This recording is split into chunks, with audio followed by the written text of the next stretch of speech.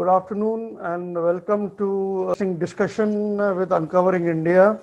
We are celebrating the Golden Jubilee anniversary of Good afternoon, Bangladesh. Shashwat. So we are celebrating the Golden Jubilee of Bangladesh Liberation War.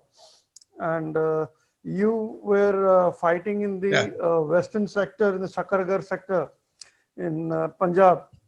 And Shakargarh sector is also known for the famous Battle of Basantar, the tank battle where Second Lieutenant Arun Khatrapal was martyred and he got the PVC. So, sir, to start with, 50 years have passed. How do you look back? Are the memories of the war still etched firmly in your minds? Yeah, of course. It's soldier dream that he should be able to take part in an active operation. He's trained for that to undergo the rigors of the conflict. He is mentally, physically, psychologically trained to undertake these operations. And it's like a baptism by fire. So it was a dream that I got an opportunity to take part in 1971 operations with a very famous Parambir Chakra unit, that is 4 grenadiers, in the western sector in Shakargarh area. Okay?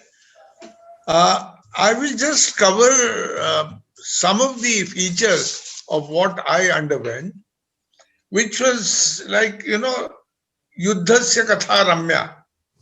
They always say that the stories of war are interesting.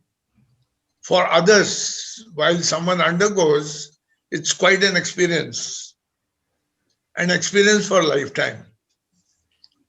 So I will start somewhere in the month of October where we were deployed. We were deployed in the western sector in Punjab area, that's Dinapur, Gurdaspur area. This was basically meant to meet with any nefarious designs of Pakistan from western side of intrusion or coming into Punjab. But at the same time, we were trained, prepared, motivated, highly ready to undertake any operations in Pakistan if need arises. And the need did arise.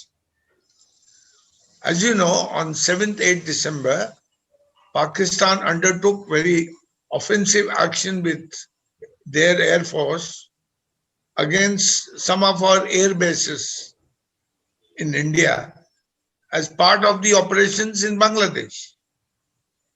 Right?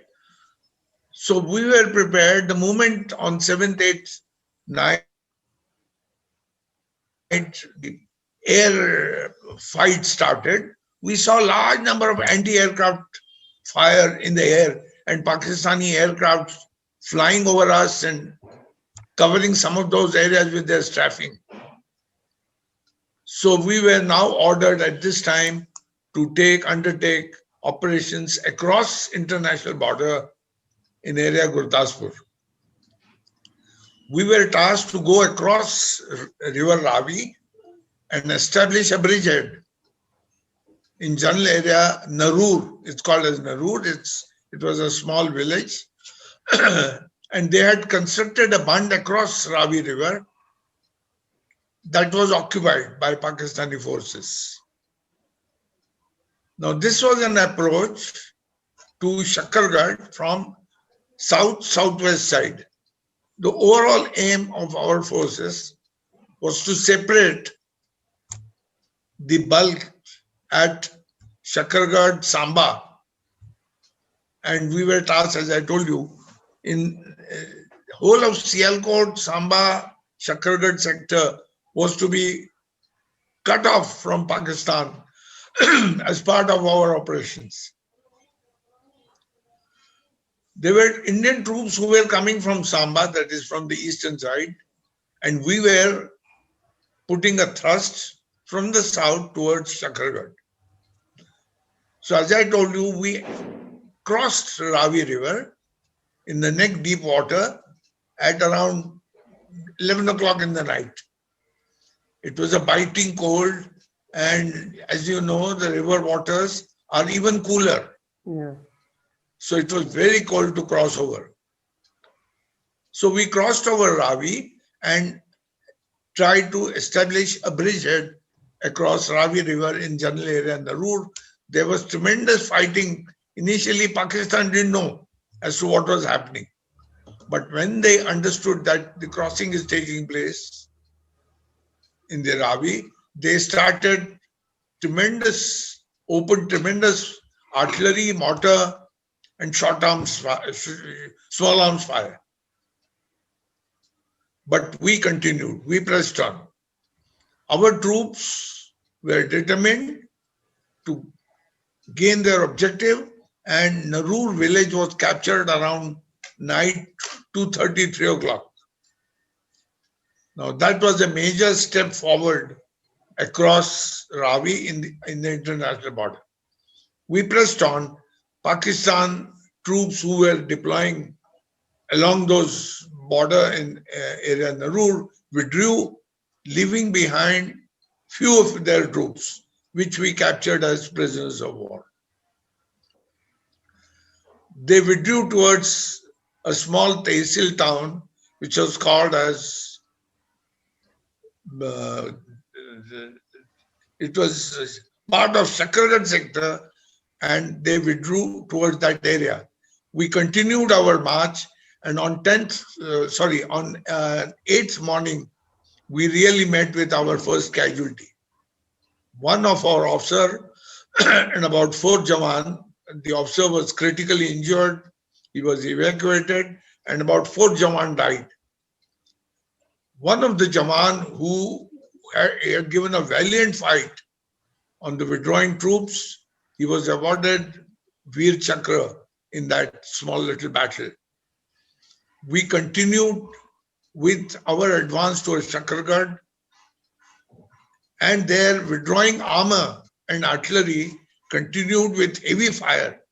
On the early morning, when we reached crossing across Narur, Pakistan Air Force brought out a heavy attack on the bridgehead where we had crossed Ravi. They also knew as to where we were, and they undertook heavy mortar and artillery fire in our area. But we were dug in the moment we reached that spot. Next, from 8th morning to about 10th morning, we continued pushing back towards Shakargarh, and they lost few tanks in the tank battle. At the same time, our Air Force also came in, and they had a air-to-air fight, which we could see in the air in the vicinity. This was one of the incidents where I missed and I saw something like my death in front of me. And Pakistan Air Force plane, which flew almost about 150 feet above me, and I still remember its flight path, and the noise was made by the aircraft, were deafening. It was strafing the whole area, and I was almost on the run of the strafe, but they missed me by inches. We continued towards next river obstacle on Shakargarh, which was called as a Bain River, B-E-I-N, Bain. We reached there around 10th of December and made a plan to cross across river and get into Shakargarh, which was our task. The attack was led by one very valiant and chivalrous officer called as late Major Chaudhary, and the attack was launched on Shakargarh. They got a foothold on Shakargarh. They entered Shakargarh, part of Shakargarh, southern side of Shakargarh, but our tanks unfortunately could not catch up with them due to minefield.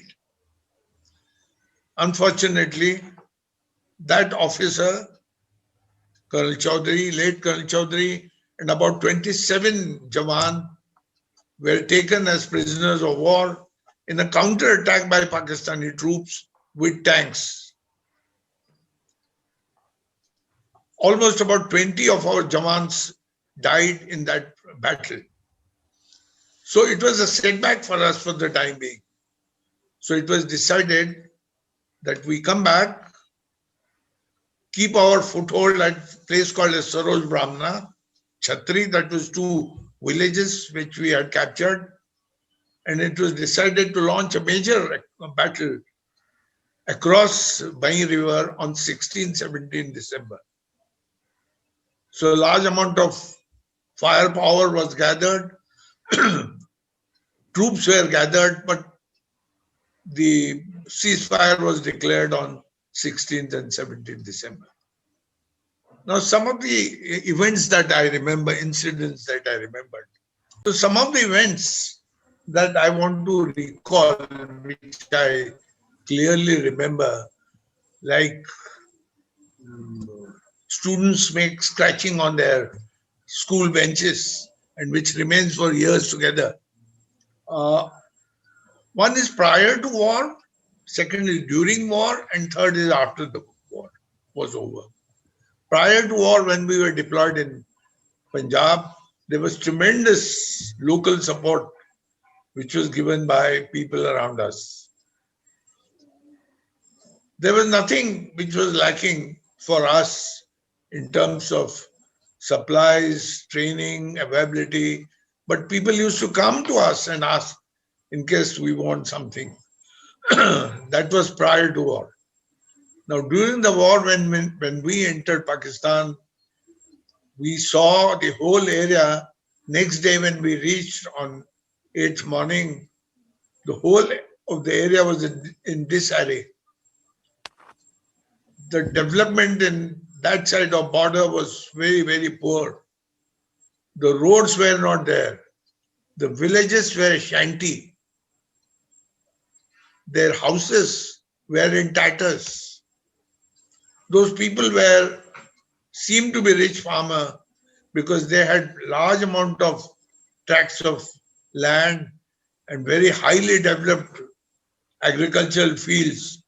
But when we looked at their houses, they were in poor condition as we saw them on the Indian side. Most of the people had fled from that houses in the night on 8th and 9th now, 7th and 8th December, when the fire started. I actually saw someone left his food cooking in the kitchen and ran away.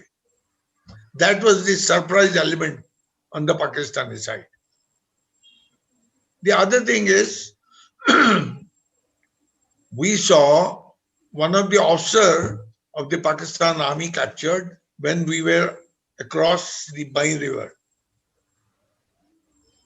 He was a Bengali officer, and as you know, after the war, the prisoner of wars were taken all across. In one of the flag meetings, after the war was over, after the ceasefire was declared, one of the Bengali officer, East Bengal officer, he came during the meeting and he expressed his desire that he wants to come across. So a meeting was decided that, okay, after 4 days, we again have a flag meeting. And at that time, he said that I will come and just come across on the Indian side. But somehow they got some idea as to what this officer has in his mind. After 4 days, he didn't come. But during the first meeting, he had told us that Sheikh Mujibur Rahman, who was in Pakistan prison at that time, will be released within 15 days. Now, this news was not known to anyone. Okay. Neither in the press, neither in the news, nowhere it was there. But that Bengali officer had given a tip to us. that Sheikh Mujib is likely to be released in next 15 days, and which really happened after that. That was another incident that I remember. The other incidents, we had captured a village called a Chhatri. There, when these people ran away, they left behind 3 Pakistani nationals. One was about 80, 82 years old. His wife around 75, 76 years, and their daughter about 60 years. It was a family. The old man was blind, and they were left in the house. We never touched them. In fact, they depended on us for all the help which we, of course, offered to them. Somewhere in 72 December, during one of the flag meeting, the Pakistan made a request that we have some of our people staying in those villages, and which we said that yes. So we offered them that we'll return them back during the next meeting. When we told these 3 people that you'll have to go back, since your people on Shakargarh area, they desire that you come back with them, they refused to go back. Okay. They said that Indian Army is the one who looked after us. Oh. At the time of problem, yes, they looked after. You looked after us. They left us behind. We don't want to go back. Oh God. But we said no. Since they are your relatives, they desire that you come back. We'll send you back. So we gave them large amount of ration, clothes, and during the next meeting, we took them across during the flag meeting. That was one of the very touching incidents that we saw. The other thing that we saw was many of the houses which were earlier combinedly used by then Indian and Pakistanis were left behind intact. We could see some of the nameplates on their houses. And later in the year, large number of people came and they said that we had put large amount of our money, our jewelry when we left from here. Please allow us to take them back. They did try, but nothing was available. They did dig in the houses. The orientation of the house had changed, but the names all were displayed in the houses. Of course, this didn't happen and they went back. We came back as decided between the Shimla agreement between the 2 countries around March of 73. We came towards Samba side and thus ended our overall war experience after the war and again back in the Indian territory. The other thing that we saw during the war was large amount of exposure to dangers that one need to experience as a soldier and how to face them. The circumstances keep changing very fast and one need to get himself up, trained psychologically to meet with changing circumstances. So, sir, 50 years have gone down the line, 50 years have passed away. Indian Army has been involved in various kinds of conflicts thereafter, inside the country, outside the country. So, how do you think the Indian Armed Forces important lessons that we learned from the 71 war? Are we better equipped than before to handle the changing circumstances of war conditions, the geopolitical conditions that are surrounding us? Yeah, Indian Army has undergone a lot of positive changes in terms of more trained, educated manpower. It's very well equipped now to meet both the likely adversaries. in case of requirement. We have better coordination between three armed forces at the highest level, with the CDS position coming into place. There is likelihood of making independent commands, theater command, to meet with the situation. We have much better electronic warfare capabilities, communication capabilities. Now it is possible to reach any place in India because of the better communications which are available. So the flow of information is much better, which will allow a flexibility to commanders at all levels to take quick decisions. Thank you, sir. Thank you for taking your valuable time out to share your memories with us. We wish you a healthy life and prosperous future ahead. And I hope that we connect again after another 50 years when we'll be celebrating. Sure. We'll continue. Thank you, Yeah, sir. okay. Thanks for Thank your you very much. valuable time, sir. Bye. Thanks.